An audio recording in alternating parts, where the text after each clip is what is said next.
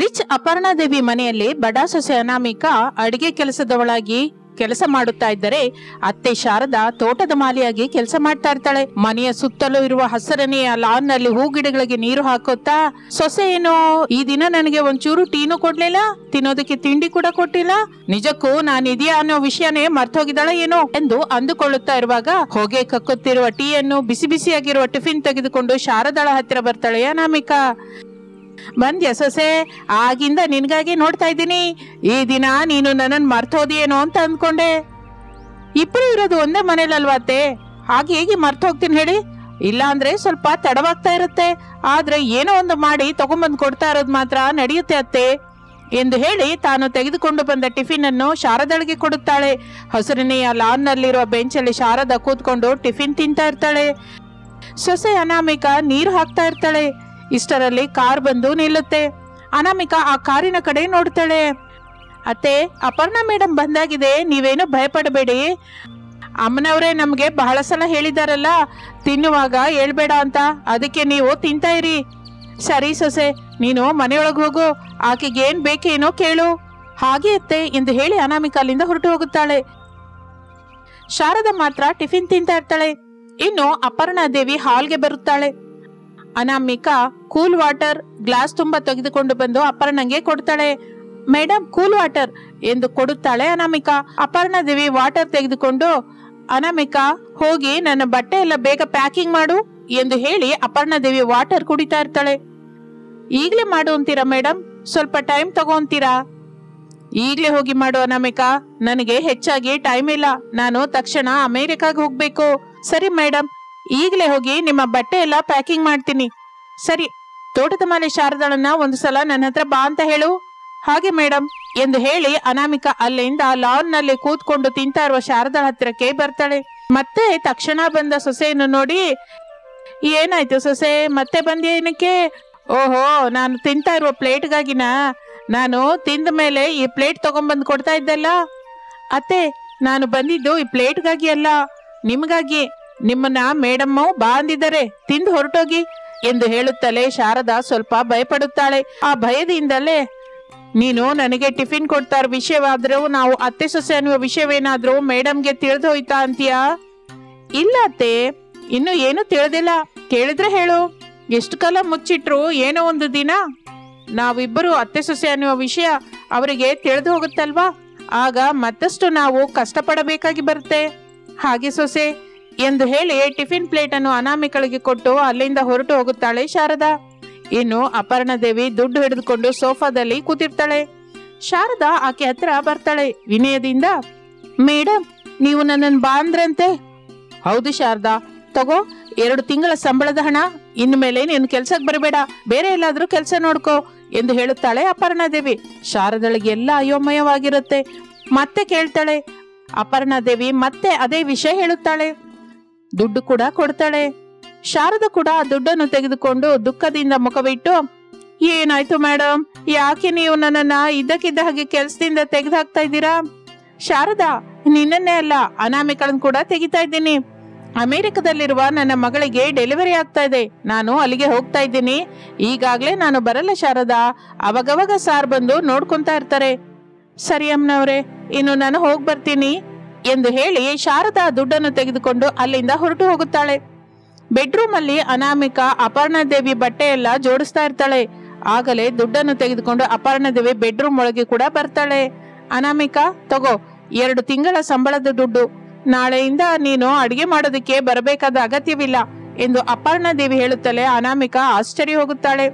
ಇಷ್ಟು ಸಡನ್ ಆಗಿ ಮಾಡುತ್ತಿರುವ ಕೆಲಸಕ್ಕೆ ಬರಬೇಡ ಅಂತ ಹೇಳೋ ಹೊತ್ತಿಗೆ ಅಯೋಮಯದಿಂದ, ನಿಮ್ ಜೊತೆ ಸಾರ್ ಕೂಡ ಬರ್ತಾ ಇದ್ದಾರ ಮೇಡಮ್ ಅಮೆರಿಕಾಗೆ? ಹೌದು ಅನಾಮಿಕಾ, ನಾನು ಸಾರ್ ಇಬ್ರು ಹೋಗ್ತಾ ಇದ್ದೀವಿ.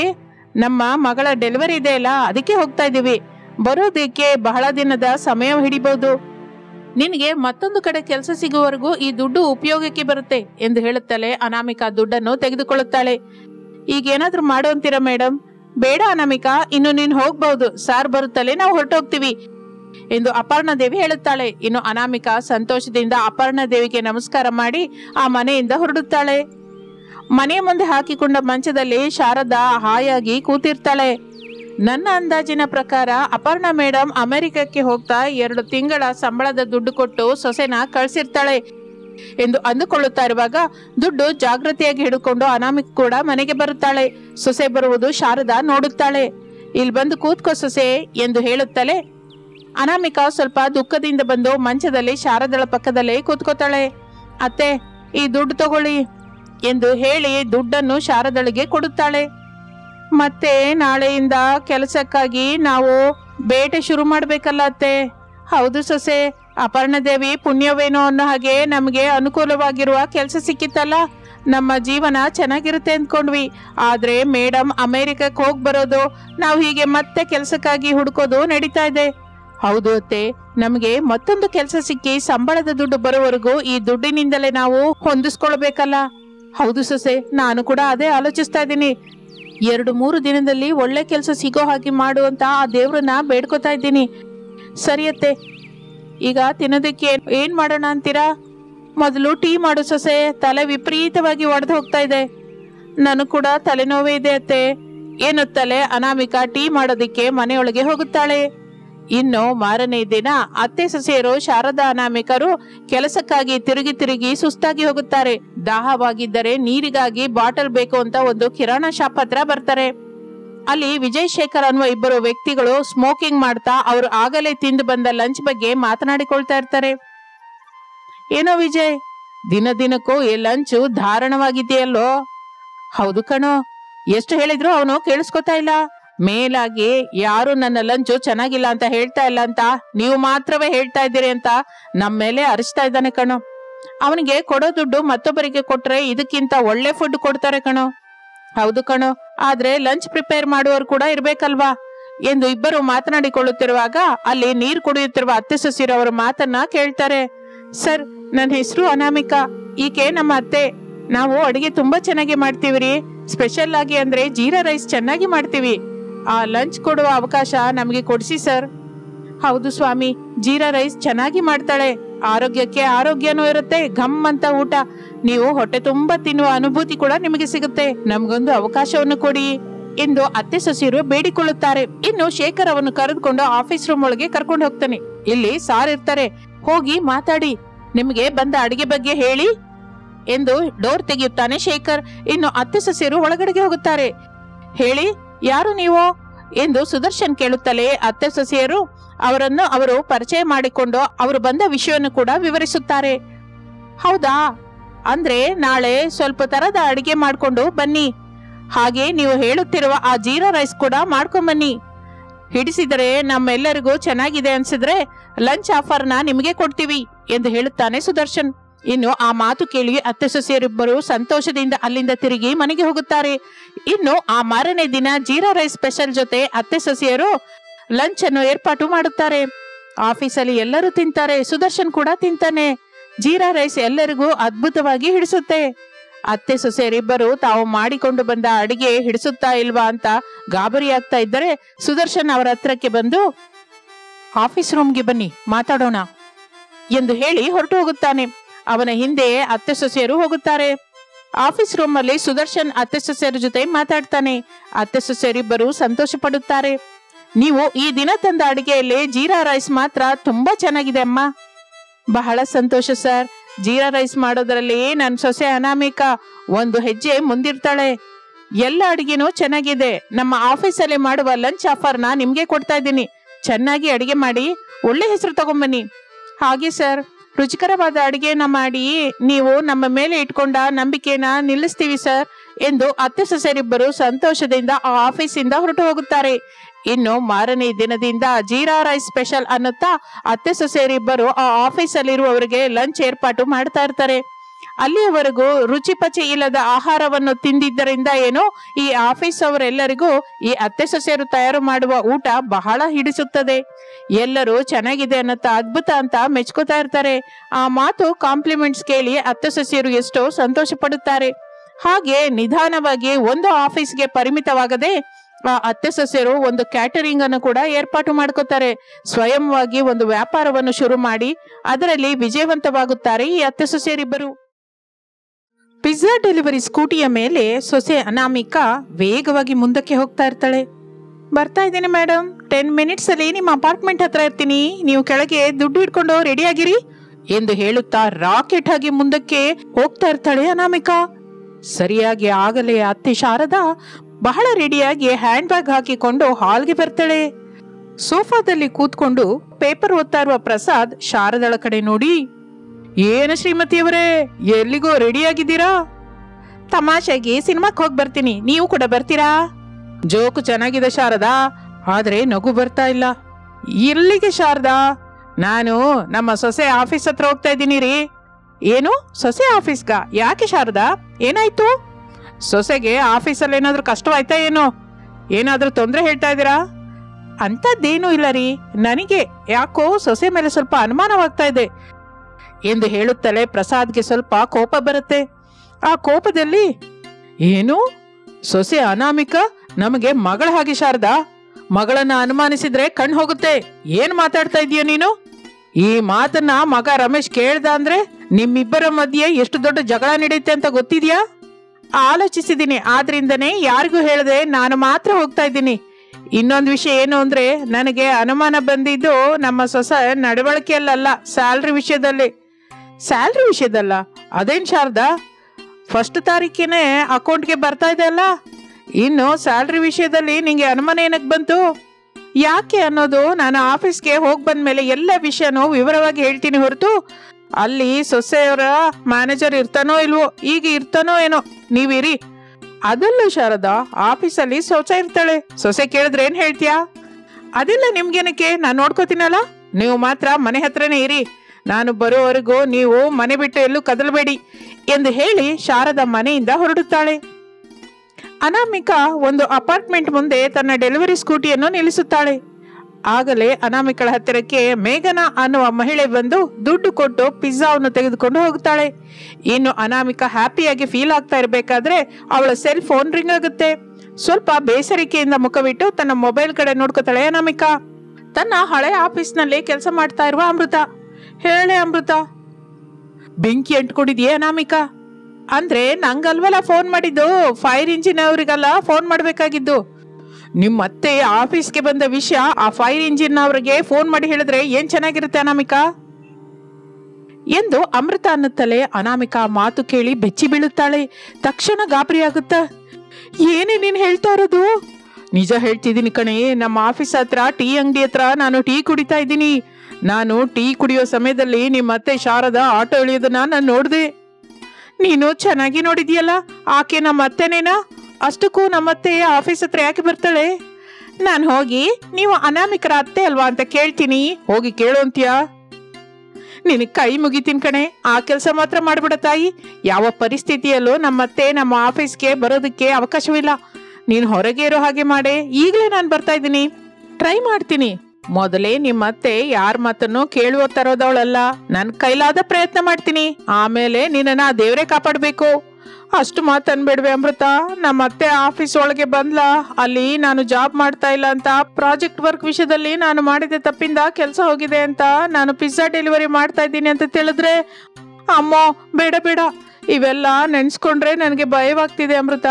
ನಮ್ಮ ಅತ್ತೆನ ಮಾತ್ರ ಯಾವ ಪರಿಸ್ಥಿತಿಯಲ್ಲೂ ಆಫೀಸ್ ಒಳಗೆ ಬರಲಿಕ್ಕೆ ಬಿಡಬೇಡ್ವೆ ಎಂದು ಹೇಳಿ ತಕ್ಷಣ ಅನಾಮಿಕಾ ಫೋನ್ ಕಟ್ ಮಾಡುತ್ತಾಳೆ. ತಕ್ಷಣ ತನ್ನ ಸ್ಕೂಟಿಯ ಮೇಲೆ ವೇಗದಿಂದ ತನ್ನ ಹಳೆ ಆಫೀಸ್ ಕಡೆಗೆ ಹೋಗ್ತಾ ಇರ್ತಾಳೆ ಅನಾಮಿಕಾ. ಇನ್ನು ಆಫೀಸಿನ ಟೀ ಅಂಗಡಿ ಹತ್ರ ನಿಂತ ಅಮೃತ ಶಾರದಳ ಹತ್ರಕ್ಕೆ ಬರ್ತಾಳೆ, ಕೈ ಮುಗಿತಾಳೆ. ಶಾರದಾ ಕೂಡ ಪ್ರೇಮದಿಂದ ಕೃತಜ್ಞತೆಯಿಂದ ನಮಸ್ಕರಿಸುತ್ತಾಳೆ. ಏ ಹುಡುಗಿ, ನಿನಗೆ ನಾನು ಗೊತ್ತಾ? ನನಗೆ ನಮಸ್ಕರಿಸ್ತಾ ಇದೆಯಾ? ಗೊತ್ತು ರೀ, ನನ್ನ ಫ್ರೆಂಡ್ ಅನಾಮಿಕಾ ಅವರ ಅತ್ತೆ ಅಲ್ವಾ ನೀವು? ನನ್ನ ಹೆಸರು ಅಮೃತ ರೀ. ಹೌದಮ್ಮ, ನಾನು ಕೆಲ್ಸದ ಮೇಲೆ ಈ ಕಡೆ ಬಂದೆ, ಸೊಸೆ ಆಫೀಸ್ ಕಡೆ ಬಂದೆ. ಒಂದ್ಸಲ ಅನಾಮಿಕಳನ್ನ ಭೇಟಿಯಾಗೋಣ ಅಂತ ಬಂದೆ, ಅದಕ್ಕೆ ಈ ಕಡೆ ಬಂದೆ ಅಮ್ಮ. ಬರೋದೇನೋ ಬಂದ್ರಿ, ಫೋನ್ ಮಾಡಿ ಬಂದಿದ್ರೆ ಆಗ್ತಾ ಇತ್ತಲ್ಲ. ನಾನು ನಿಮ್ಮನ್ನು ನೋಡಿದ್ದಕ್ಕೆ ಸರಿ ಹೋಯ್ತು. ಅನಾಮಿಕಾ ಆಫೀಸ್ ಮೀಟಿಂಗ್ ಅಲ್ಲಿ ಫುಲ್ ಬಿಸಿ ಆಗಿದ್ದಾಳೆ. ಭೇಟಿ ಆಗೋದು ಖಂಡಿತ ಆಗೋದಿಲ್ಲ, 1-2 ಗಂಟೆ ಆದ್ರೂ ಆಗುತ್ತೆ. ಅಲ್ಲಿವರೆಗೂ ನೀವು ವೇಟ್ ಮಾಡ್ತೀನಿ ಅಂದ್ರೆ ಮಾಡ್ಬೋದು. ಏನು, ನಮ್ಮ ಸೊಸೆ ಮೀಟಿಂಗ್ ಅಲ್ಲಿದ್ದಾಳ? ಆ ಮೀಟಿಂಗ್ ಆಗೋದಕ್ಕೆ 2 ಗಂಟೆ ಸಮಯ ಹಿಡಿಯುತ್ತಾ? ನಮಗಾಗಿ ಎಷ್ಟು ಕಷ್ಟಪಡ್ತಾ ಇದ್ದಾಳೆ ನನ್ನ ಸೊಸೆ, ನಿಜವಾಗಿ ಅಪ್ಪಟ ಬಂಗಾರ. ಹೋಗ್ಲಿ ಬಿಡಮ್ಮ ಅಮೃತ, ಸೊಸೆ ಬ್ಯುಸಿಯಾಗಿದ್ರೆ ನಮಗೆ ಒಳ್ಳೇದಲ್ಲ ಎಂದು ಅನ್ನುತ್ತಾ ಇರುವಾಗ ಅನಾಮಿಕಾ ವೇಗವಾಗಿ ಸ್ಕೂಟಿ ಮೇಲೆ ಆಫೀಸ್ ಹತ್ರ ಬರ್ತಾಳೆ. ಅಮೃತಳ ಜೊತೆ ಮಾತನಾಡುತ್ತಾ ಇರುವ ಅತ್ತೆ ಶಾರದಳನ್ನ ನೋಡ್ತಾಳೆ. ಅವಳನ್ನು ಗಮನಿಸಲಿಲ್ಲ ಎಂದು ಏನು ತಿಳಿದ ಹಾಗೆ ಅವರ ಹತ್ರಕ್ಕೆ ಬರ್ತಾಳೆ. ಅತ್ತೆ, ಅದೇನು ನೀವೇನೇ ಇಲ್ಲಿ? ನೀನೇನು ಸೊಸೆ ಈ ಕಡೆ ಬಂದೆ? ಯಾವುದೋ ಮೀಟಿಂಗ್ ಅಲ್ಲಿ ಇದೆಯಾ ಅಂತ ಈ ಹುಡುಗಿ ಹೇಳಿದ್ಲು. ಹಾಗ ನೋಡಿದ್ರೆ ನೀನೇ ಹೊರಗಡೆ ಬಂದೆ.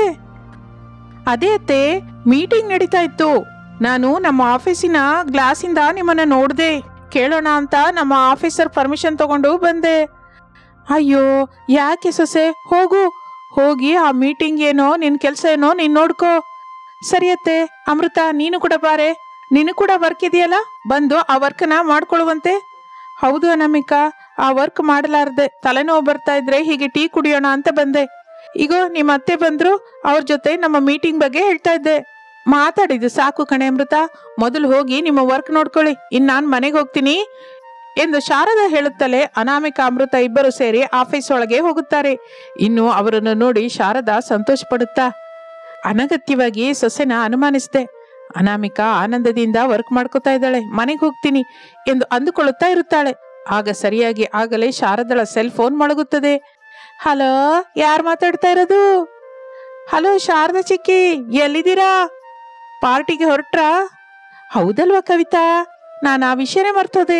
ನಮ್ಮೂರ ಹೆಣ್ಮಕ್ಳೆಲ್ಲ ಸೇರ್ಕೊಂಡು ಪಾರ್ಟಿ ಮಾಡ್ಕೊಳ್ಳೋಣ ಅಂತ ಅಂದ್ಕೊಂಡಿದ್ವಲ್ಲ, ನಿಜಕ್ಕೂ ಅದು ಎಲ್ಲಿ? ಅದು ಸ್ವಲ್ಪ ಅಡ್ರೆಸ್ ಹೇಳಮ್ಮ ಕವಿತಾ. ನಾನು ಬಂದ ಕೆಲಸ ಆಗೋಯ್ತು, ಇನ್ನು ಪಾರ್ಟಿಗೆ ಬರ್ತಾ ಇದ್ದೀನಿ ಎಂದು ಹೇಳುತ್ತಲೇ ಕವಿತಾ ಅಡ್ರೆಸ್ ಹೇಳುತ್ತಾಳೆ. ಸರಿ ಕವಿತಾ, ನಾನು ಒಂದು ಅರ್ಧ ಗಂಟೆಯಲ್ಲಿ ಅಲ್ಲಿಗೆ ಬಂದ್ಬಿಡ್ತೀನಿ ಎಂದು ಹೇಳಿ ಶಾರದಾ ಫೋನ್ ಇಡುತ್ತಾಳೆ. ಇನ್ನು ಅನಾಮಿಕಾ ಅಮೃತ ಇಬ್ಬರು ಆಫೀಸ್ ಗೇಟ್ ಹತ್ರ ಗೋಡೆ ಮಧ್ಯದಲ್ಲಿ ನಿಂತ್ಕೊಂಡು ಅತ್ತೆ ಶಾರದಳನ್ನ ನೋಡ್ತಾ ಇರ್ತಾರೆ. ಶಾರದಾ ಆಟೋ ಹತ್ತಿ ಅಲ್ಲಿಂದ ಹೊರಟು ಹೋಗುತ್ತಾಳೆ. ಅದು ನೋಡಿದ ಅನಾಮಿಕಾ ಉಸಿರೆಳೆದುಕೊಳ್ಳುತ್ತಾಳೆ. ಬಹಳ ಥ್ಯಾಂಕ್ಸ್ ಅಮೃತ, ಹೀಗೆ ನಮ್ಮ ಅತ್ತೆ ಮೇಲೆ ಒಂದು ಕಣ್ಣಿಟ್ಟಿರೆ. ಅಂದ್ರೆ ನಾನು ಆಫೀಸ್ ವರ್ಕ್ ಮಾಡದೆ, ಕೆಲಸ ಮಾಡದೆ, ಯಾವತ್ತಿಗೂ ಹೊರಗೆ ಇರಬೇಕು ಅನ್ನೋ ಮಾತು. ಫ್ರೆಂಡ್ಗಾಗಿ ಅವಾಗವಾಗ ಇಂತಹ ತ್ಯಾಗ ಮಾಡ್ತಾ ಇರ್ಬೇಕಲ್ವೇ ಎಂದು ಹೇಳಿ ಅನಾಮಿಕಾ ಅಲ್ಲಿಂದ ಸ್ಕೂಟಿ ತೆಗೆದುಕೊಂಡು ಹೊರಟು ಹೋಗುತ್ತಾಳೆ. ಇನ್ನು ಶಾರದಾ ಒಂದು ಮನೆ ಮುಂದೆ ಆಟೋದಿಂದ ಇಳಿಯುತ್ತಾಳೆ. ಆಟೋದವನಿಗೆ ದುಡ್ಡು ಕೊಟ್ಟು ಒಳಗಡೆಗೆ ಹೋಗುತ್ತಾಳೆ. ಶಾರದಾ, ಕವಿತಾ, ಶ್ಯಾಮಲಾ, ಶ್ರೀದೇವಿ ಹೀಗೆ ಹೆಣ್ಣು ಮಕ್ಕಳೆಲ್ಲರೂ ಅಲ್ಲಿ ಸೇರಿದ್ದರು. ಪಿಜ್ಜಾ ಪಾರ್ಟಿ ಬಗ್ಗೆ ಮಾತನಾಡಿಕೊಳ್ತಾ ಇರ್ತಾರೆ. ಸ್ವಲ್ಪ ಹೊತ್ತಿಗೆ, ಏನೇ ಕವಿತಾ, ತುಂಬಾ ಹಸಿವಾಗ್ತಾ ಇದೆ, ಏನಾದ್ರೂ ತಿನ್ನೋದಕ್ಕೆ ಆರ್ಡರ್ ಮಾಡೆ. ಚಿಕ್ಕಮ್ಮ, ಇಲ್ಲಿ ಪಿಜ್ಜಾ ಫೇಮಸ್ಸು, ನಾನು ಆಲ್ರೆಡಿ ಪಿಜ್ಜಾ ಆರ್ಡರ್ ಕೊಟ್ಟಿದ್ದೀನಿ, ಬಂದ್ಬಿಡುತ್ತೆ.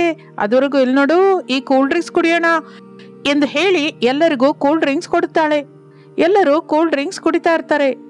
ಇನ್ನು ಪಿಜ್ಜಾಗಳು ಡೆಲಿವರಿ ಕೊಡೋದಕ್ಕೆ ಆ ಪಿಜ್ಜಾಗಳು ತೆಗೆದುಕೊಂಡು ಅನಾಮಿಕಾ ಅವರ ಹತ್ರಕ್ಕೆ ಬರ್ತಾಳೆ. ಅನಾಮಿಕಾ ಕೈಯಿಂದ ಪಿಜ್ಜಾಗಳ ಡಬ್ಬವನ್ನು ಶಾರದಾ ತಗೋತಾಳೆ.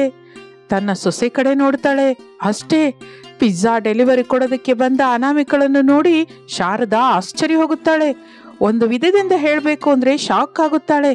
ಅತ್ತೆ, ದಯವಿಟ್ಟು ನೀವಿಲ್ಲ ಏನೂ ಮಾತಾಡಬೇಡಿ, ಮನೆಗೆ ಹೋದ್ಮೇಲೆ ನಿಮಗೆಲ್ಲ ವಿಷಯನ ವಿವರವಾಗಿ ಹೇಳ್ತೀನತ್ತೆ, ಇಲ್ಲೇನೂ ಮಾತಾಡಬೇಡಿ, ನಾವು ಮನೆ ಹತ್ರ ಮಾತಾಡೋಣ ಅತ್ತೆ ಎಂದು ಅನಾಮಿಕಾ ಬೇಡಿಕೊಳ್ಳುತ್ತಿರುವ ಹಾಗೆ ಶಾರದಳ ಹತ್ರ ಹೇಳ್ತಾಳೆ.